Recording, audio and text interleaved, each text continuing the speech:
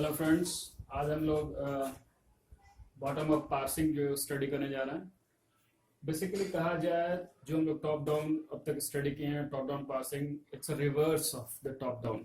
Simple कहा जाए, क्योंकि जैसे टॉप डाउन में जो हमारे पास था, it is based on the reverse process of the top down, यानी बॉटम अप जो पार्सिंग है वो टॉप डाउन का रिवर्स है। टॉप डाउन में हम लोग ऊपर से यानी फ्रॉम द टॉप यानी ग्रामर से स्टार्ट करके वो स्ट्रिंग तक किसी चीज को डिराइव करते हैं, that is top down approach. और अगर हम लोग बॉटम अप अप्रोच में यानी स्ट्रिंग से लेकर के ग्रामर के स्टार्टिंग पोजीशन पर अगर आएंगे, that is called bottom up approach. तो इसलिए कहा है कि it is based on the reverse process of the top down. Top down में ऊपर से नीचे और बॉटम अप पार्सर में नीचे से ऊपर की तरफ, यानी स्ट्रिंग से लेकर के हम लोग ग्रामर के स्टार्टिंग पोजीशन तक पहुंचते हैं। That means it construct a pass tree, यानी पास ट्री का जो डिजाइनिंग होगा फॉर एन इनपुट स्ट्रिंग, जो इनपुट स्ट्रिंग लिए वहां से चलेंगे बिगिनिंग एट द बॉटम, यानी बॉटम से हम लोग स्टार्ट करेंगे, जो स्ट्रिंग होगा वहां से बात स्टार्ट होगी and working up towards top, यानी टॉप तक, यानी जो स्टार्टिंग सिंबल है ग्रामर का वहां तक हम लोग रीच करेंगे। तो ये हमारा होगा bottom up parsing. It is also called shift and reduce.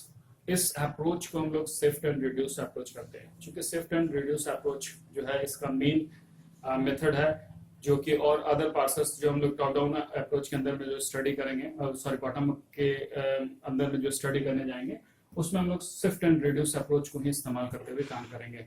जो और भी टाइप के इसके जो यानी बॉटम अप पार्सर के जो और भी टाइप्स हैं, उस टाइप्स के बारे में जो हम लोग डिस्कस करेंगे तब। तो सबसे पहले फॉर एग्जाम्पल से हम लोग टॉप डाउन अप्रोच और बॉटम अप अप्रोच को थोड़ा समझने की कोशिश करते हैं।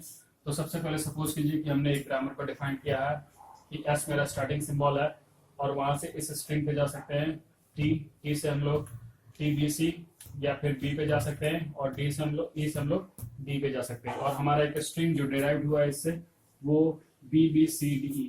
तो यानी इस ग्रामर से अगर इस स्ट्रिंग तक पहुंचते हैं तो that is called bottom up approach, और स्ट्रिंग से अगर इस ग्रामर के स्टार्टिंग पोजीशन तक पहुंचते हैं that is called bottom up approach. तो पहले हम लोग टॉप डाउन अप्रोच को देखते हैं। तो सबसे पहले जो हमारा स्ट्रिंग है एस से हम लोग चले तो कहाँ गए ए टी ई ई। उसके बाद हम लोग यहाँ से इससे डिराइव किए तो यहाँ पर हमारे पास ई है, और ई से हम लोग यहाँ पर डी को डिराइव कर सकते हैं। तो हम लोग ई के बदले में यहाँ पर डी शिफ्ट किए तो ए टी ई के जगह पर डी और ई।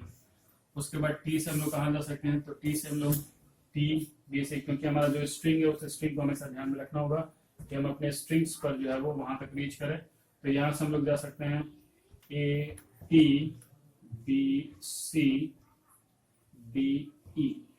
इसका मतलब है इस टी के बदले में हम लोगों ने उसको शिफ्ट किया टी बी सी, यानी ये टी बी सी जो है इसके बदले शिफ्ट किया। यहाँ पर हम लोग ई के बदले में शिफ्ट किया डी को, यानी ई के बदले में एक टर्मिनल ये डी को, और उसके बाद यहाँ पर हमने शिफ्ट किया इस टी को टी बी सी।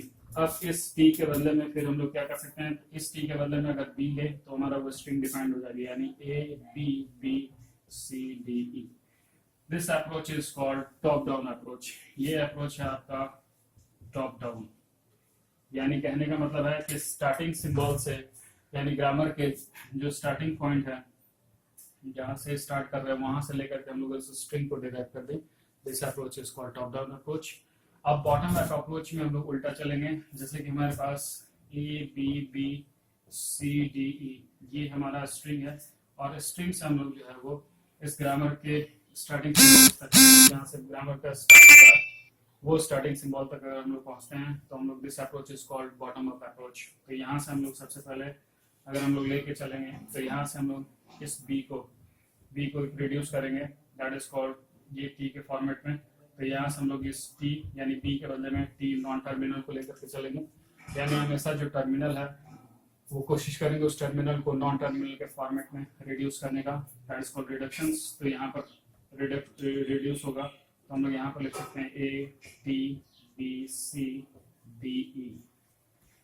फर्दर अगर हम लोग अब इससे जाएंगे तो यहाँ पर हम लोग देखेंगे कि टी बी सी इसके जगह पर हम लोग टी को इस्तेमाल कर सकते हैं, यानी इसके बदले में टी लिख सकते हैं। तो A T C D E. Further फिर हम लोग आगे बढ़ेंगे तो यहाँ पर हम लोग इस सी के बदले में हम लोग या इस सॉरी, यहाँ पर हम लोग ये टी बी सी इसके जगह पर यहाँ पर जो हमारा आएगा टी डी ई। अब हम लोग यहाँ पर नेक्स्ट इस डी के बदले में रिड्यूस करेंगे ई की तरफ, तो यहाँ पर होगा ए टी ई टी, और हमारे पास ए टी ई के बदले में हम लोग एस को लिख सकते हैं, तो ये एस।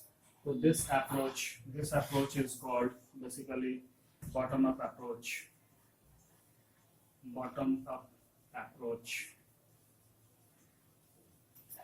तो टॉप डाउन यानी ग्रामर से लेकर के हम लोग उस स्ट्रिंग को डिफाइन करेंगे, that is top down approach, और स्ट्रिंग से लेकर के हम लोग ग्रामर के इनिशियल पोजीशन पर आएंगे, that is called top down bottom up approach.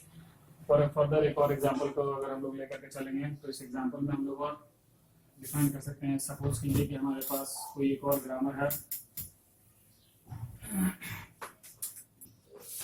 Grammar and string से हम लोग फिर ग्रामर की तरफ लाएंगे, यानी बॉटम अप अप्रोच स्टार्ट करके। तो हमारा जो स्ट्रिंग है नम एस्ट्रिक नम, यहाँ से हम लोग इस नम के बदले में एफ लिख सकते हैं, तो दैट इज एफ एस्ट्रिक नम।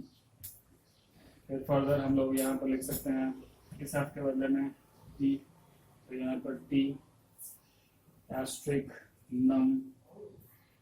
फिर यहाँ पर इस नम के बदले में एफ लिख सकते हैं, तो टी एस्ट्रिक एफ, और यहाँ से टी एस्ट्रिक एफ के बदले में टी, तो दैट इज टी, और इस टी के बदले में एस, दैट इज एस।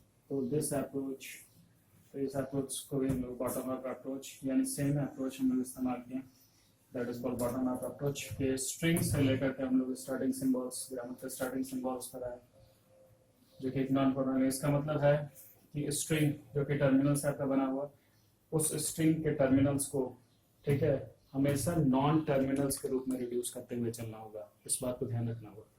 तो इसमें सबसे मेन डिसएडवांटेजेस या कहा जाए कि जो मेन कॉम्प्लेक्सिटी इसका ये है कि कब हम लोग किस में रिड्यूस करें और किसको सेलेक्ट करें, वो जो है सेलेक्ट करना, दैट इज वेरी इंपॉर्टेंट, कि किसके बाद कौन से ग्रामर पर जाकर के उसको रिड्यूस करें नॉन टर्मिनल के रूप में, ये सबसे ज़्यादा इंपॉर्टेंट बात है। और इसीलिए यहीं पर थोड़ा इसकी कॉम्प्लेक्सिटी होती है, और इसीलिए मैं शिफ्ट और रिड्यूस में कब शिफ्ट करें कब रिड्यूस करें, ये जो कॉम्प्लेक्सिटी है वो आपको चलेगा। इसको और फर्दर एग्जांपल देकर हम उसको क्लियर करेंगे। Thank you.